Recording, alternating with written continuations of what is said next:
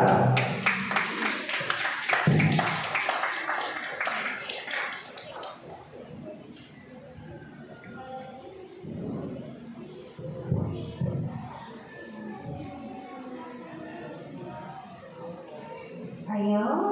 Magandang tanghali po sa ating lahat, sa mga bata kasama ko ngayong tanghali. Ganon din po sa mga mommies, at ganon din po sa ating mga members sa church na very supportive. At ganon din sa ating mga staff, teachers, at sa mga officers ng church na bumubuo dahil dito po tayo nagkaroon ng Bible experience dito sa ating church at na-feel po ng ating mga bata. So, very thankful po kami. Ako rin po ay nakakatuwa kasi nakita po ng mga bata. Siyempre po wala po silang idea sa ating church. Pero hinayaan po na dito po magkaroon ng ganito BBX para makita nila kung ano bang mga kaganapan sa loob ng church. So, very thankful po. And ganoon din po, napapasalamat ako sa mga bata ito dahil hindi po stable ang ating weather. Mamaya-maya uulan, mamaya-maya aaraw, pero mostly ito ay maulan. So, thank you mga bata dahil nandito pa rin kayo at willing kayong makinig ng mga story natin every Sabbath. Yes. So, ang ating story ay tungkol ito, meron pa tayong last na pupuntahan mga bata. Yan. Ano ba yung first Sabbath na topic nyo mga bata kung natatandaan nyo pa? Mga bata? Nandito pa ba? May kasama ba ako dito mga bata? Sige nga, malakas nga lang. Sabihin nyo nga, Thunder Island. Sige nga. Ayan, may kasama pala akong bata. Sige nga. Ano yung day 1 nyo na topic sa ating program ng BBS? Si ate. Sige nga. Ano ate? Oh, wow! Jesus loves me always. Very good si ate. Good job. Wala kasi ako ngayong prize, pero sa susunod, magdadala ako ng prize para every time nasasagot, merong bibigyan ako na gift. Sige, number 2. Ano naman yung day 2 ng ating BBS? Kuya, head. Kuya, saan ito? Ano po? Ano kuya yung day 2? Si ate. Kala ko sumisigaw. Akala ko pala sumisigaw. Sige, day 1. Jesus? Jesus loves me ba? Day 1 na tayong Jesus loves me eh. Sige, si kuya. Ano kuya yun? Jesus? Ito pala. Jesus value meaning day 1. Ang day 2 ay Jesus loves me. Okay, ang day 3 naman. Sige si ate. Ayan, Jesus accepts me always. At saka yung pang-day 4. Si ate. Okay, Jesus forgives me. Sino naman nakaka-memorize ng memory verse ng Jesus forgives me? Sige nga, natatandaan niyo po ba yung verse nyo? Di ba, every Sabbath, meron kayong tinatandaan na memory verse? Okay, ano yung mga memory verse nyo? Ayan, Jesus forgives me. Okay, kahit hindi yan yung day ngayon. Sige nga. Yung pang-last, ano muna yung pang-last? Jesus sends me. Okay? Ano yun naman natatandaan yung memory verse at sasabihin nyo sa akin, no, ano yun na Sabbath. Day 1 ba yun? Day 2, day 3, day 4, day 5. Sige ate, natatandaan niya ate.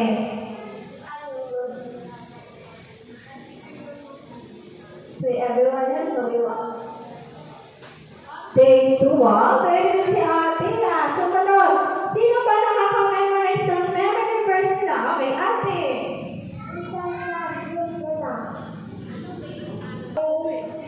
Day 2, very good. Sumunod, sino ba nakaka-memorize? Titignan mo, nanginginig talaga treasure nyo? Ayun, ayun, nakalimutan. Sige, sino pa nakakatanda? Okay, sige. Next time, memory verse sa every Sabbath or every day yung pag-attend. So, saan nyo yung memory verse? At dapat, hindi lang kayo mga bata ang nandito. Dapat meron kayong i-invite na isa nyo pa friend. Para mas madami tayo. Mas marami Ay, mga bata, anong assignment nyo? Dapat i-memorize ang memory verse. At ganoon din, dapat kasama pa kayo. Ano ba kasama nyo? Friends, di ba? Friends, parang nakita ko hindi kayo masaya. Masaya ba kayo? Bakit? Yes! Bakit ba? May nagsasabi hindi masaya. Dapat masaya kayong lahat, mga bata. Bakit? Dahil natapos nyo ang 5 araw at walang absent pa yung iba. Dahil alam nyo ba mga bata, bakit very important ang pag-attend ng PBX? Hindi lang dahil nagkaroon kayo ng mga bagong kaibigan at nakita nyo kung sino talaga ang taong lang nandyan para sa inyo. Sino na yun? Ayan, si Jesus. Tama, mga bata. So, magsisimula na tayo sa ating ngayong tanghali. Yung mga bata ay... Ayan, dito tayo. Kayo ba mga bata ay nakakita na ng treasure chest? Ayan, pagka nakakita kayo sa TV, anong laman ng treasure chest? May gold? Ano ba? May mga jewelry? Ano ba kaya? May mga marble? May mga accessories? May mga pearls? Pero alam nyo ba mga bata? Yan. Very good. Alam nyo ba mga bata na may mas importante pa kesa treasure chest? Kilala nyo ba yun? Si Jesus ba yun? Ha? Hands? Sino ba kaya hands ang very important kesa sa treasure chest?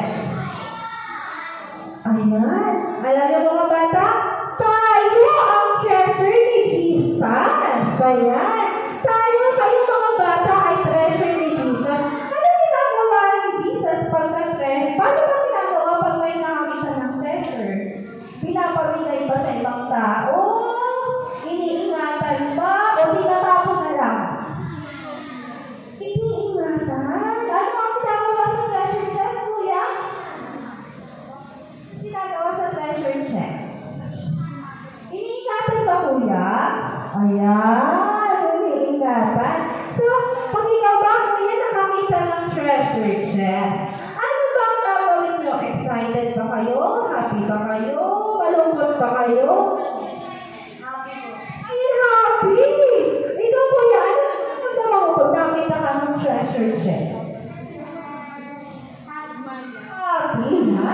Lahat tayo happy, excited. Yung iba mixed emotion pa kasi naiiyak. Yung iba naman ay masaya, excited sila. Paano kaya nila ito ipapakita sa kanilang mga friends? Ayan, yung iba daw ipapainit ka. So, mga bata ay sasabihin ko ang 4 na punto bakit tayo ay treasure ni Jesus. Ang una dito ay God created you as a special.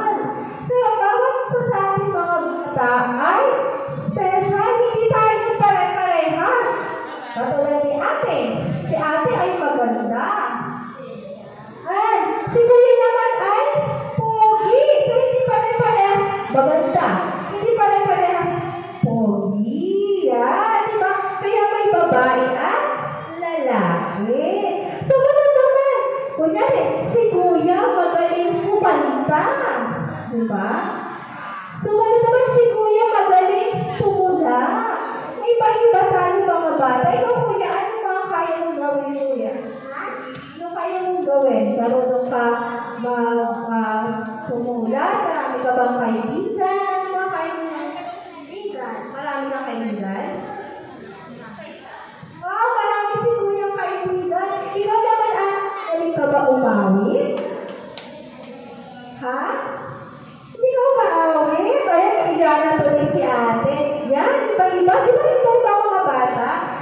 kayo ay ginawa ni Jesus na very special. Ano nga daw sabi ni Jesus? Ayan, very special.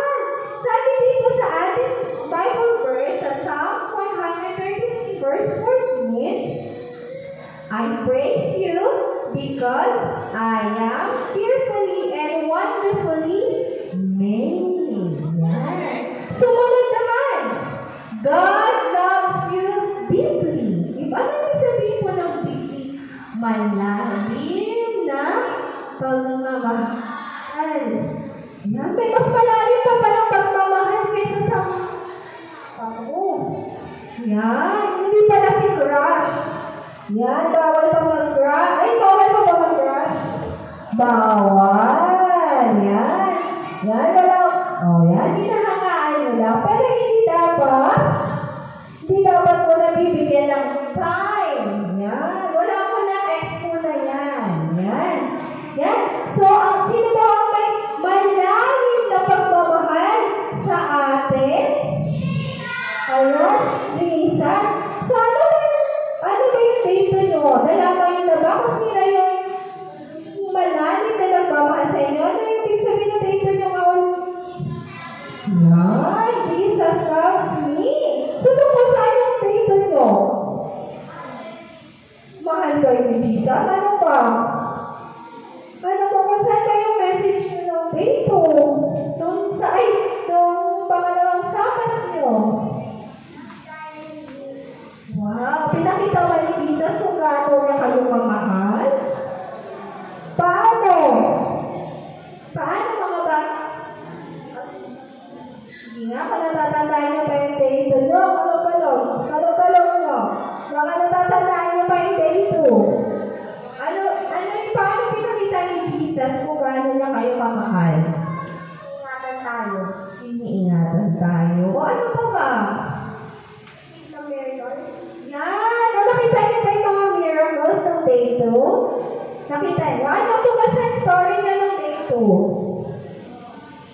Opo, may story pa kayo ng day 2? Ano ang ginawa niya ng day, na second Sabbath? Ano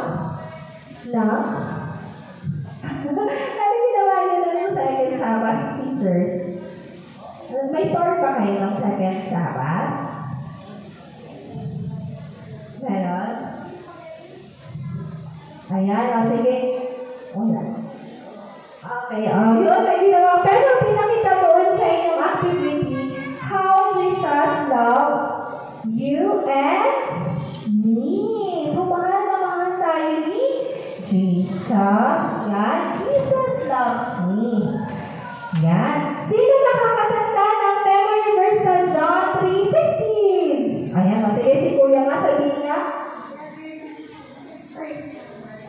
For God so loved the world, He created His only begotten Son, that whoever believes in Him shall not perish, but have an everlasting life.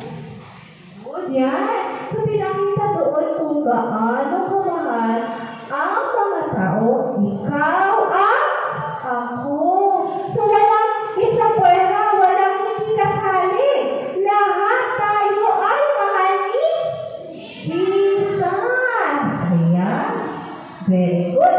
Next, number 3. God sent Jesus to save. Di ba meron kayong topic din ng Jesus? Ayan. Pero ngayon naman ay si Jesus naman ay sinave niya tayo. Ayan. O, mga bata muna. Ayan. So next ay, meron akong tanong sa inyo.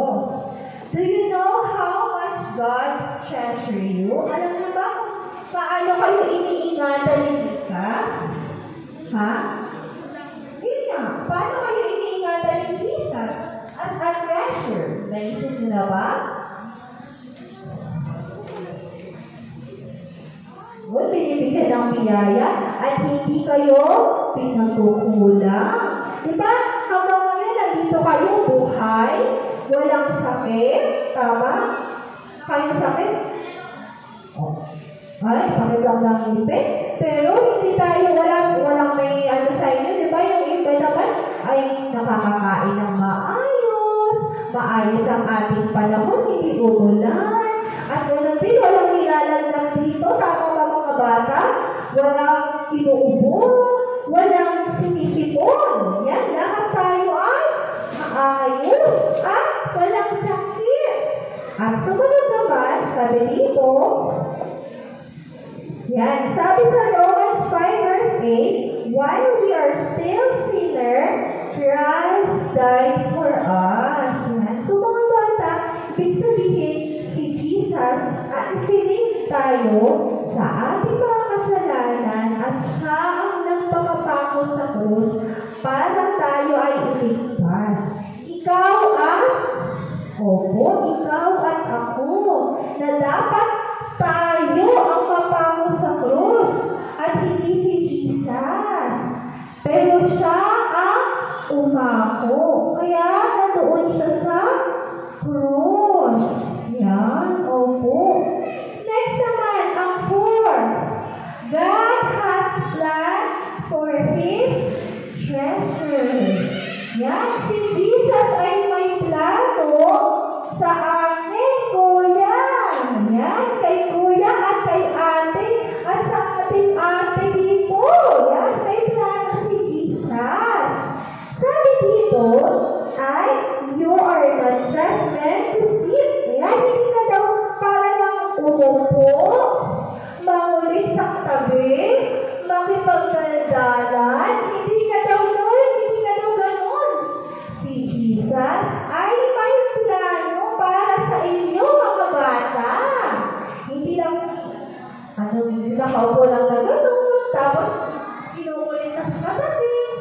Dito doon natatapos, mga bata.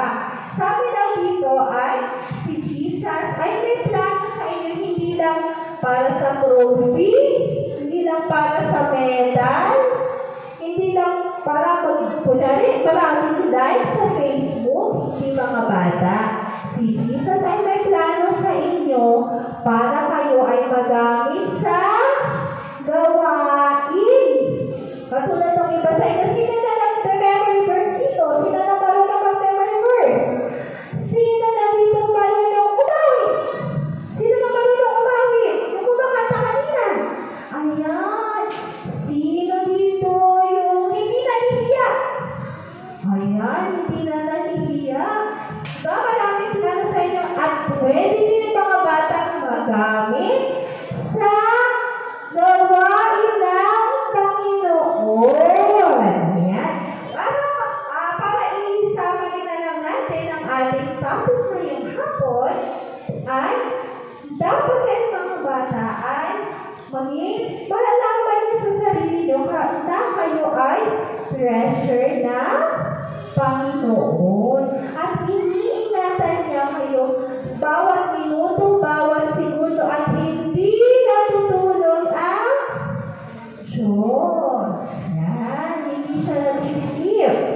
Yan, siya ay laging awake. Lahat ng mga panalangin ng mga bata ay naririnig. Yan. So mga bata, lagi niyong tatandaan na bawat isa sa inyo ay mahal ni at dapat kayo ay lagi nag-pray para kayo ay laging connected sa ating Panginoong Diyos. At mga bata, ang challenge ko sa inyo, sa bawat bata, ano ang ulit challenge ko kanina? Yung memory verse nyo ay dapat tatandaan nyo at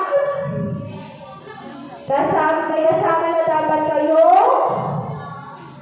friend. Yan. Sa susunod yung pagpasa nito, dapat may kasama na kayong friend. And we hope mga bata na sa pamamagitan nito ay kayo ay magiging mabuti at ganoon din lahat ng mga ayan, meron na si Kuyang memory verse. Very good si Kuya. Sige, sa susunod anak na ating meeting. Yan, sa susunod mga bata, dapat kayo